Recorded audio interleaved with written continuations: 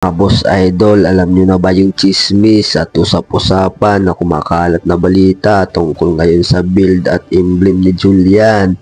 Kung hindi pa, panoorin mo tong video dahil sa dulo i-reveal ko kung ano yun ang emblem at build ni Julian.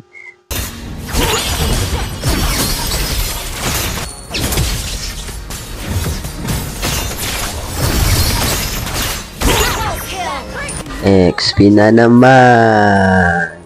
Balagbagan. Uy, Broken Walls. Ghost Project. Blood Control. Panood nyo naman yung intro natin, Boss Idol, di ba? Yon, mahalaga yon kasi dito ko ipapaliwanag sa inyo kung bakit nangyari yon. Katapat ko nga pala dito, kilala nyo na yung babaeng mahilig sa beer, si Guinevere. Guinevere ang katapat nyo, first kill ang kunin mo. Kasi gagawin mo dito sa kanya, i-skillan mo lang siya ng ganyan. Dapat mga Boss Idol, ipapatama mo ang gagawin mo dito sa kanya, babawas-bawasan mo lang siya kasi mamaya natin yan itutumba. Nakita mo ba unti na lang buhay ng Guinevere? Ngayon pinasok siya ni Arlot, natumba siya. Ang gagawin mo ngayon, linisin mo ito mabilis. Yan. Kasi mabubuhay na si Gwen. Ang gagawin mo dito, abang ka. Yan. Tago ka dito sa damo. Yan. Yan ka lang. Huwag kang mainip kasi darating yan. Second, ulti, first, brrrr. Diba? Napansin nyo mga Boss Idol, hindi muna ako nag-pitry kasi nga, kung nag-pitry pa agad ako, hindi yun matutumba. Kasi ang build at emblem na gamit natin dito, hindi na tulad ng dati, yung pang burst talaga, yung magic. Ito, hindi na kasi may kunting fighter to. Kumbaga, makunat ka na lang dito, pero pumapalag ka pa rin naman. Kagaya nila Yuzong, nila po yan. Ganito yung emblem at build na gamit ko dito.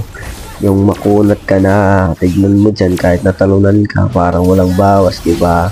Pero ikaw may bawas ka sa kanya, pero hindi ka agad makakatumba. Ganun yun. Papaliwanag ko sa inyo ng mabilis, mga Boss Idol. Itong emblem na gamit ko ngayon, hindi na siya yung pang-abang-abang sa damo, diba? Abang ka sa damo para ka matumba, hindi na. Kumbaga ito, pang-zoom mo na. Kumbaga may clash harap-harapan, andun ka, hindi ka naalis. Kasi nga, yung type mo dito, para kang Lapo at Yuzong. Kumbaga, lagi kang kasama sa gulo. Di tulad ng magic natin na gamit, malambot ka pero easy burst sa'yo. Ganun yun. Yung sigwi-sigwi, hindi na masyado gamit dito kasi nga kasama ka na sa gulo. Yan. Pero kahit makunat ka na, Boss Idol, wag mo pa rin kakalimutan yung dating Julian. Ano ba trabaho mo sa XP Julian? Bumasag ng poste ng Meralco. Yan. Wag mong kakalimutan yan, Boss Idol. Kahit pambalagbagan na yung item at emblem mo dito, dapat marunong ka pa rin mag-push. Yan, ganun lang. Dito mga Boss Idol, papakita ko sa inyo kung gaano kakunat na pag ganitong item at emblem, diba? Tulad niyan, hindi agad akong tumba pero natumba pa rin. Pero matagal. Kasi nga kung naka-midge item ako doon at emblem, tumba agad. Kahit isang talon pa lang. Ganun yun. Ito makunat na to. Gets nyo na ba mga Boss Idol? Ganito kasi yan. Nakikita nyo yung emblem at build dyan sa taas. Yan. Yan yung ginagamit natin pang abang-abang, pang tago, ambush, pang easy burst. Yan yun. Pero ngayon hindi na. Kasi nga binago ko na. Yan yung item na masakit pero malambot. Kumbaga easy burst sa'yo lahat. Pero pag ikaw naman yung tamaan, tumba ka din kaagad. Ganun yun. Dito mga Boss Idol, inabangan ako. Tignan mo, diba? Kaso hindi siya umubra kasi nga makunat ka na.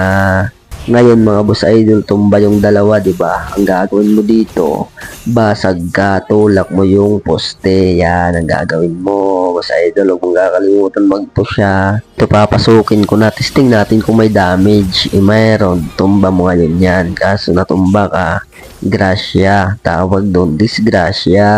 Yan, dito papakita ko. Tulad nga ng sabi ko, lagi kang kasama sa gulo, lagi kang makikichismis. Yan. Kita mo yan, kunat yan, di ba? Yan, nag-ulti pa. Pero hindi ako mapapatay dyan. Kasi nga, May inland sequence skill, may lifesteal ka pa niyan. Ganun lang, boss idol. Total, nakita nyo naman kung gaano tayo kakunat. I-reveal ko na. Ito nga pala ang build at emblem na gamit ko dito.